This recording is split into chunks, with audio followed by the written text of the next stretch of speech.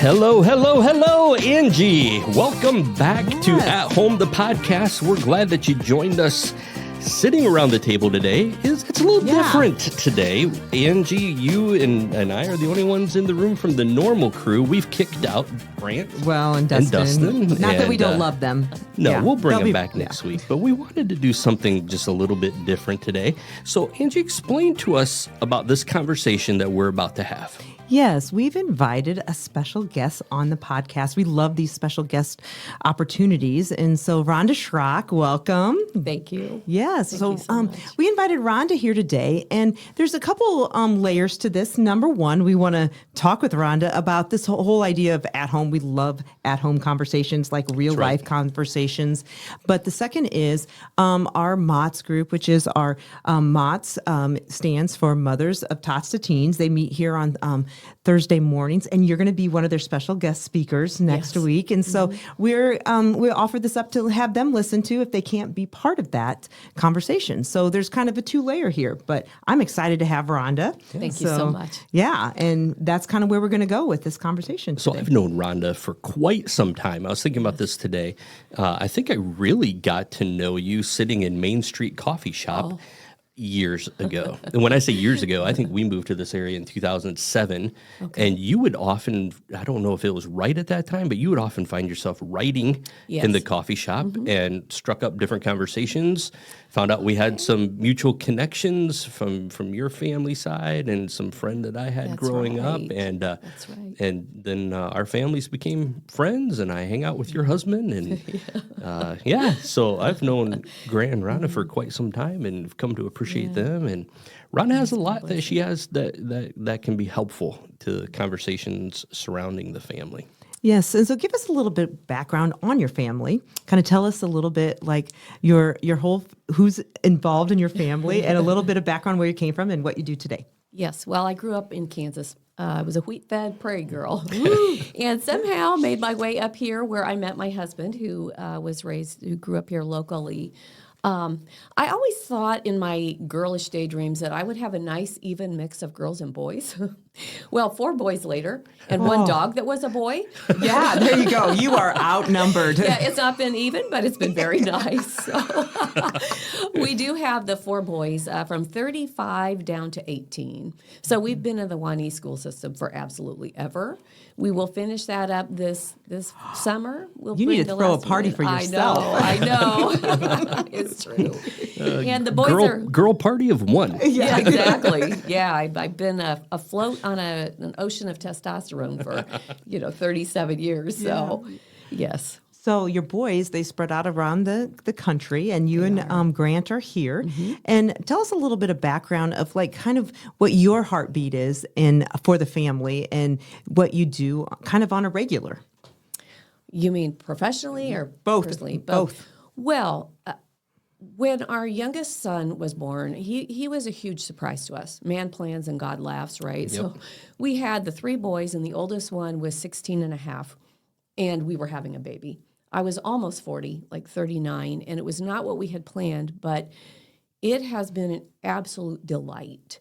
And because of that last one, who's still in youth group here, Grant and I have many friends that we would not have, had Gabe not come along. But my one concern when we knew that the 4th one was coming was with that age gap, would they be close? And to my utter delight, the 4 boys are very close. I don't know if I have seen sibling connections like what they have. And they have, that has spanned one of them being overseas for a long period of time, and they all would get on their Xboxes and they would game live. Yes. And that's a 13-hour time difference, and they would stay in touch that way. And that is one of the greatest joys of our lives. And they are all following Christ. That's awesome. We're so very thankful for that. And last year, they were all 4 in 4 different states, and we expect that will happen.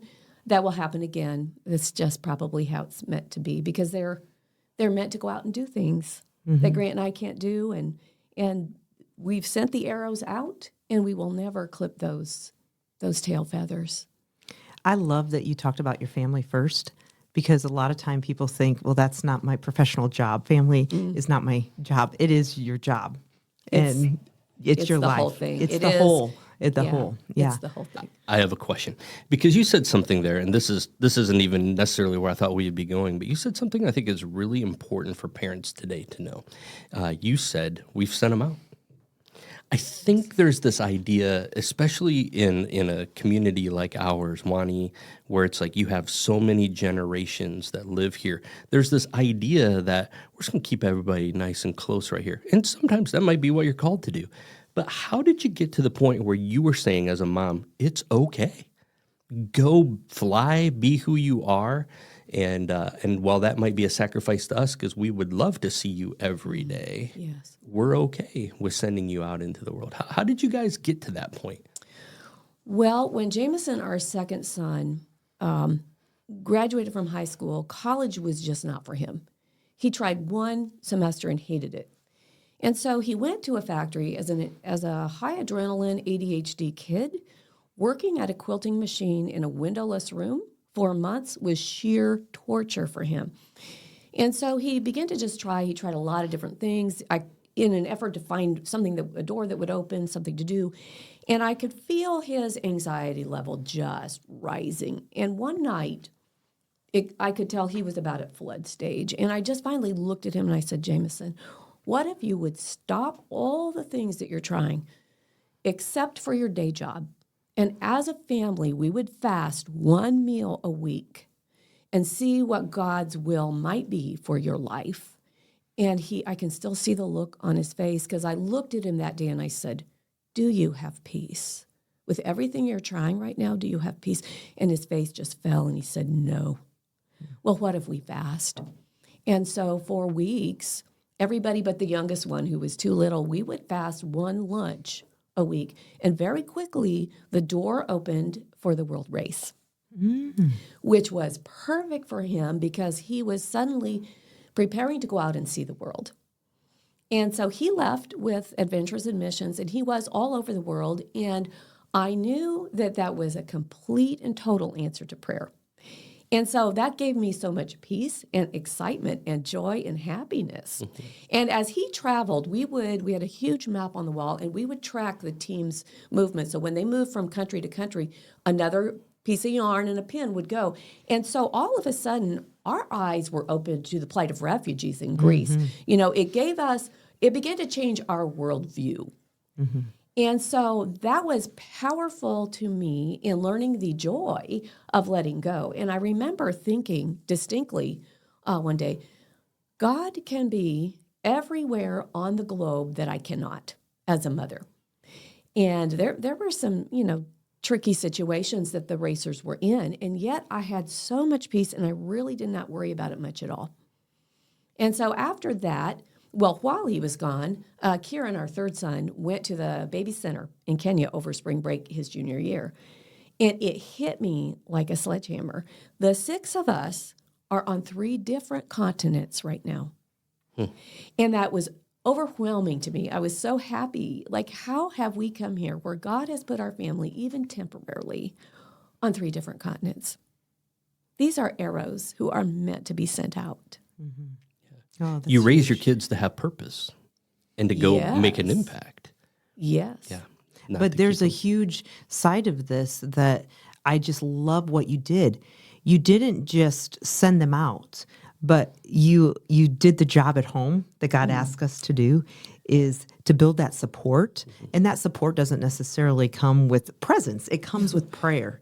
And I think with building that wall of a map, that's just involving yourself and your youngest. I wanted to ask what the youngest, how they were impacted by the wall and the map and how that impacted that, hey, I can do anything. Like, in a way, it opened their minds, I would guess. Oh, yes. Well, so while Jameson was on the race, when he was in Chiang Mai, the parents were allowed to come over and spend time with them and live like the world racers. That changed Grant and I forever. Because all of a sudden, we were staying 60 seconds from the red light district, and Chiang Mai is a sex tourism hotspot of the world. So we were passing nightly the prostitutes, the lady boys. We were with the racer families. We were in the bars where the prostitutes were working their trade. And, I look, have you lived, if you have not had a prostitute, kiss your cheeks, as a white Midwest girl, and feel your heart just completely expand. to include her and the family that she showed me on her phone. It changed us, and so I'm sure that had a big effect on the youngest one. And how it would, Yes. how they would react. Well, ladies, we are getting to the point where all of us can look back now. You're getting ready to have some graduate here soon, and you're about ready to become an empty nester, Rhonda. I am completely an empty nester and a grandpa. We're at that age where we look backwards and say, if I could do it all over again, what would I do different? So let me ask you, Rhonda, from a parenting standpoint, what could you go back and tell your 25, 30-year-old self? What would you do differently? Would you do anything differently? Maybe that's the biggest question in parenting. Well, I look back at the girl that I was at that point, and I know that I was riddled with fears. And there are good reasons why all of that fear was in there. There were reasons it was there, and yet it consumed me. And so I parented from a lot of fear. I had more love than I can ever articulate for my kids, but yet the fear was overwhelming. And so when you parent from fear, that will tend to lead to control. And so as the boys got older, and I finally realized, especially through the experience of our oldest son being in the world of drug addiction for many years, there comes a point when you realize you have no control. And that was an illusion anyway. And so then you have a choice. You deal with your fear because it is your fear. It isn't the kids' job to deal with my fear. And I was realizing that control I was using was making him miserable and me miserable. And it was anti-relational, because what is your instinctive reaction when somebody tries to control you and put their hands around your neck? You recoil. And so when I could begin to deal with my fears and let go of that unhealthy control, it benefited my relationships with the boys. And so, I look back and I have compassion on the young woman who was so full of fear and was doing the best that she knew. But I would have to say it's a very big deal that we deal with our own baggage. It isn't on our children to deal with our baggage. It isn't on them to regulate us. It's on us to regulate ourselves. That's a big concept, I want to say, that we don't often dive into, and how we project our own experiences even on our kids. And in that, when you say, you were fearing whether it was for their safety or for their health or for their outcomes that, were laid out in front of them, we often project that, and we don't do the work to understand why we're doing that. Exactly. And when you say regulate, that's the work we have to do as parents. 100%. Yes, 100%. The other thing I look back, one of the tools that we used in the early years was shame. And a friend taught us very, very, a lesson I just never forgot and hope I never will, that shame tells us that we are unloved and unlovable, we're unaccepted and we're unacceptable. It's a powerful motivator, and it can even be more powerful than fear, because a boy will do something that he's terrified to do rather than be shamed in front of his peers. 100%. And you can use that to control your kids, and you'll pay the price. So, I'm sorry. How do you see that playing out today in parenting? Well, when you are living in a religious framework, shame is used to great effect, and it's used a lot. When you say that, how would you give an example of that in a parenting context? Well, shaming for behaviors or using condemnation for behaviors instead of going deeper than that, which would be the relationship with Christ. So that would be the legalism, the legalistic aspect that so many of us grew up in, and is we've been controlled through the use of shame. Even using Bible verses, let's be honest. Right, like a misuse of Scripture and, misapplying something that doesn't necessarily mean, So then that harkens back to, what is our view of God? What is our view of God? Do we see him? Yeah. as that controlling, judgmental, angry, condemning person that's bigger than us and has a bigger stick. Well, I think sometimes when you say our view of God, I think like that journey of like how we view God, do we really trust him? Because when we don't trust, we try to control. And so we would do that inside of parenting. For an example, I don't always trust my child after 10 p.m. to be on the road and make good decisions and be where they need to be. So they need to be home at 10 p.m. That would be I'm just giving that as an example, a phone situation. I don't always trust my child to make the right decision on a phone. So I am going to put those filters in that make decisions. I think some of those are very valuable as a parent to know the guardrails that you set up. Would you agree that you set up to help guide your child into good decisions, but you're allowing the room for them to roam to make the right decision? Would you agree with that? I think it's like training wheels. It may be necessary for a short period of time, but you don't want them to need the training wheels forever.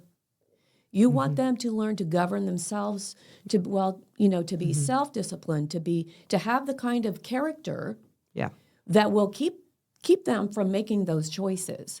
And again, that is not something a parent can control or dictate. Well, and Angie, before Rhonda even came today, you and I were talking about living in a bubble. Yeah. And I think parenting today is trying to keep my kid in the bubble, only to find out once they graduate, and we talked a little bit about this earlier too, they get outside the bubble and they don't know what to do.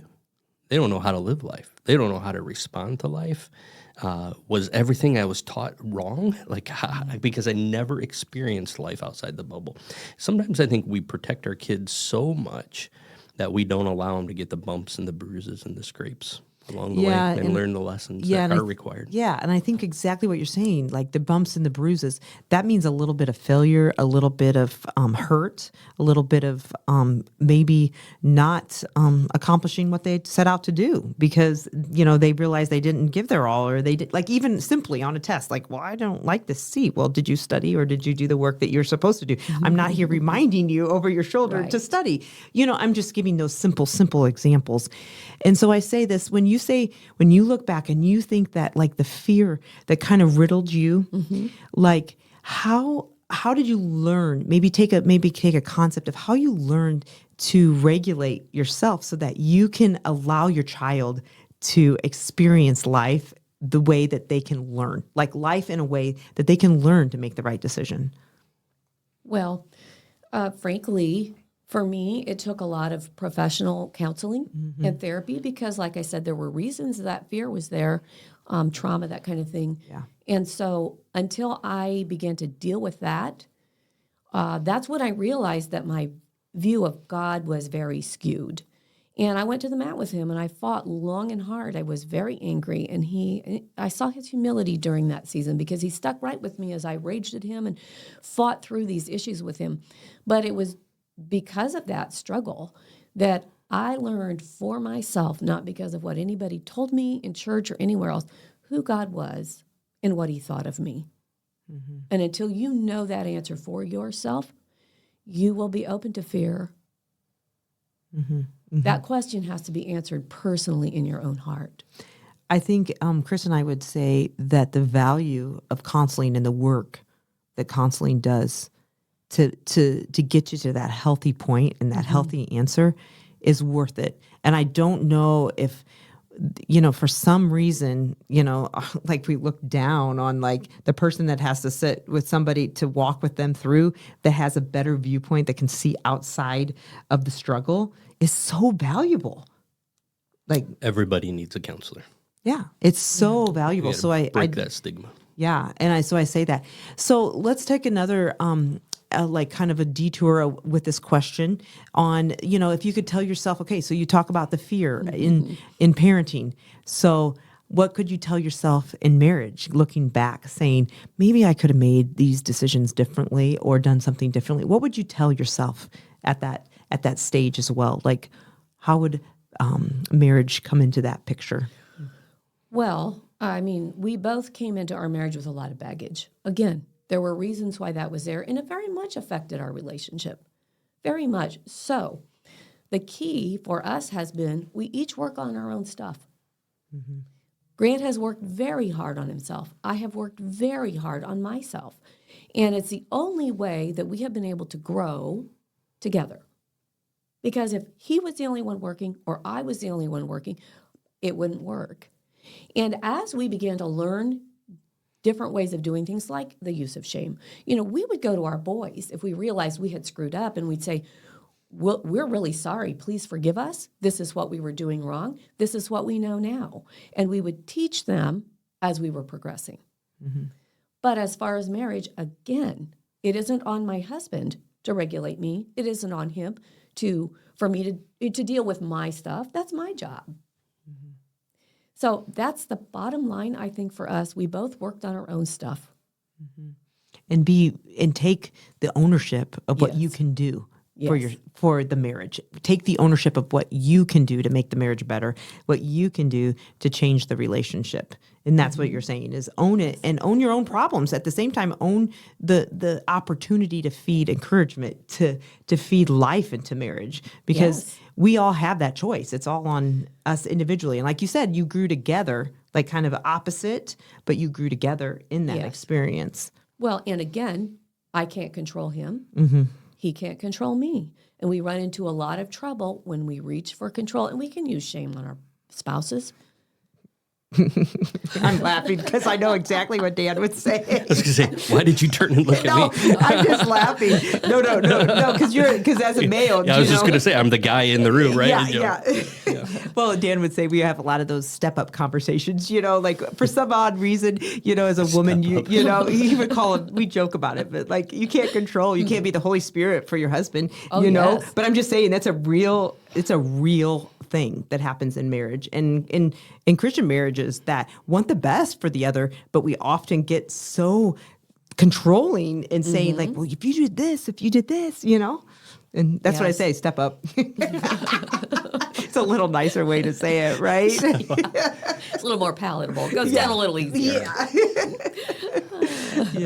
Yeah. Well, Rhonda, in this time frame, like where you're at, even professionally, I think in motherhood and in marriage, there's a lot of experience that you have. I wasn't going to necessarily, I didn't prep you for this question, but Angie's good at that, by the way. Oh, okay. Not prepping you for a question. I know, well, sorry. But I just really want to know, like, maybe some of your top priorities as a family, like what you would lay in this experience that you just shared, just the arrows. I love the idea of the arrows and sending your kids out. But if you could say to a family, here are some top priorities we said that we were going to have, and that I would probably tell that 25-year-old self that these things count. They make this kingdom impact. Well, I think the most effective way that Grant and I taught our children was by, again, working on our own relationship with Christ and making sure that it was real. Neither one of us, I think, looking back, has ever been content to settle for a superficial, fake religion.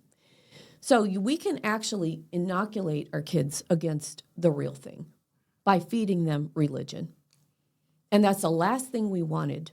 We did not want them inoculated by religion. And that meant a wholehearted pursuit of God by both Grant and I. And that's what we want the most for our sons, is that they have genuine, authentic relationships with Christ.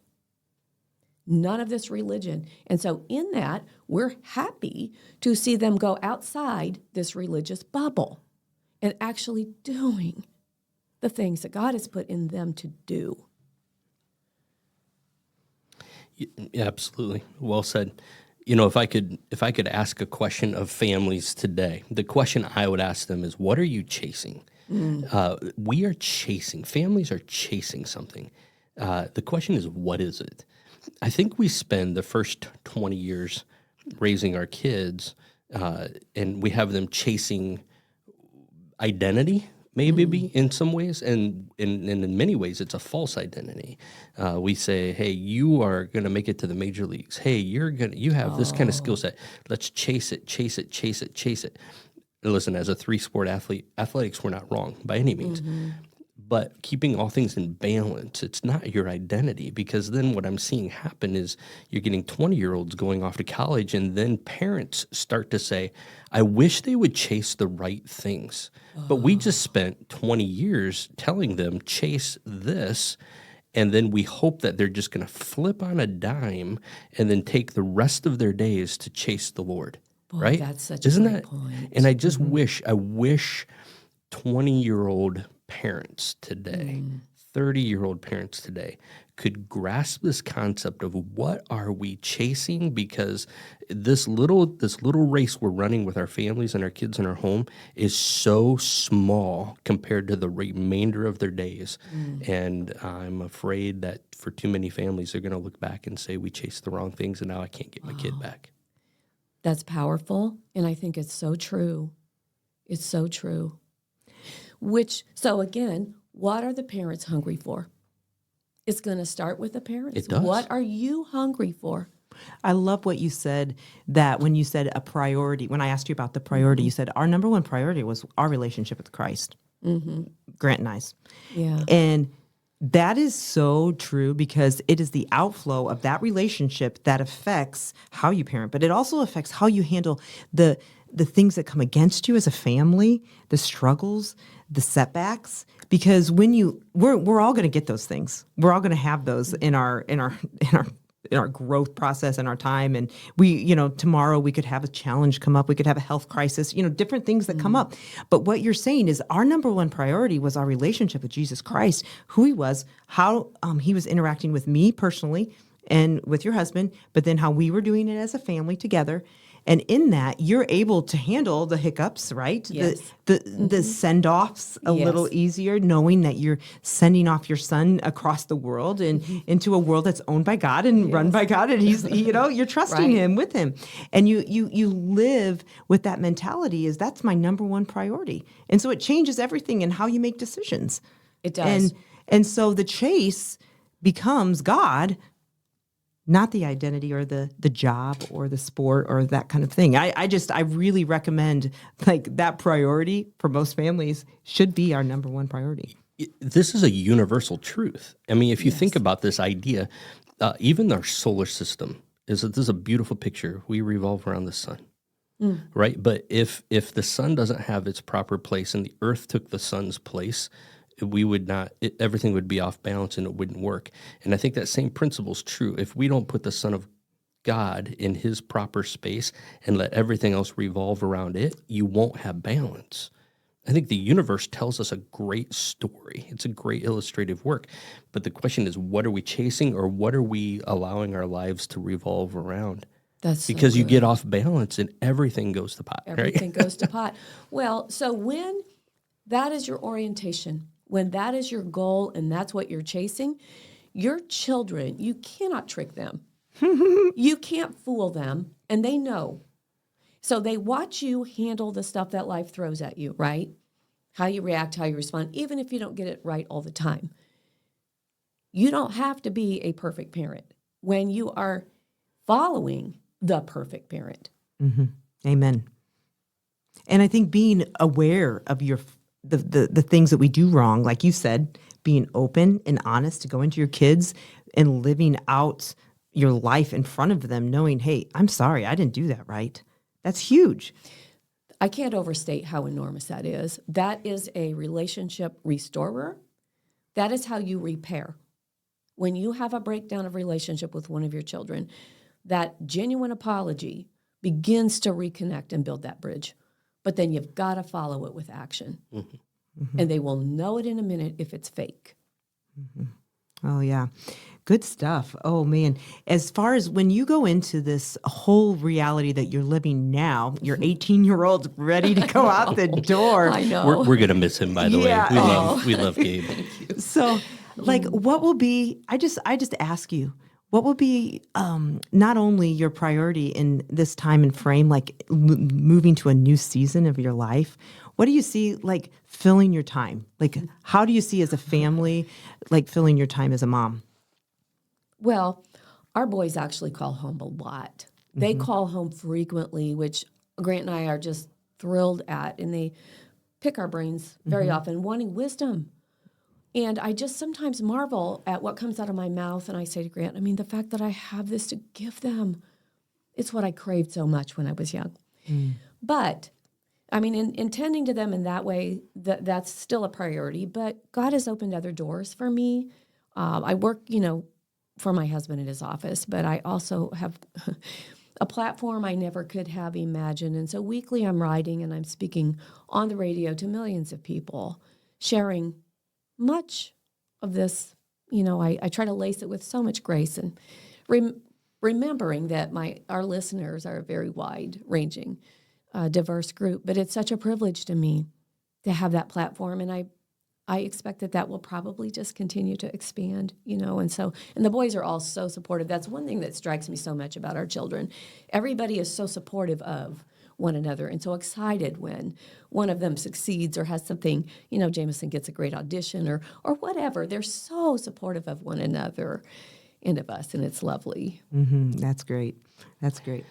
Well, it's been an interesting conversation. Rhonda, thank you for joining us. I don't go to Mott's. I don't get to go to Mott's. I know. You don't get to sit there, drink coffee, and eat breakfast. I'm banned from Mott's. So I hope that the other ladies have an opportunity to get to experience that. And if not, hopefully they can share this episode and catch up a little bit. Thanks for speaking some wisdom and just telling us a little bit about your story today. I tell you what, parenting is going to continue to be a challenge for folks growing up. This is where we need each other. And I think this is where a church family can really rally around each other. We need people in our life. And when we find ourselves isolated, that's where a lot of things can go bad. And surround yourself with the Lord, put him first, but then surround yourself with people who are going to help you grow. And that's the beauty of what we're trying to do here, Angie, at Walker's Missionary Church. And so to the listener, if you are not a part of a church family, you're looking for something like this, we invite you to join us we'll help you find a church that you can get yourself connected to. But you need those relationships in your life and chase the right things. Until next time, Angie, I have no idea when next time is, but I know. and what it is. But until next time, we are just glad that you join us and wish you all the grace and the peace that the Lord has for your life today.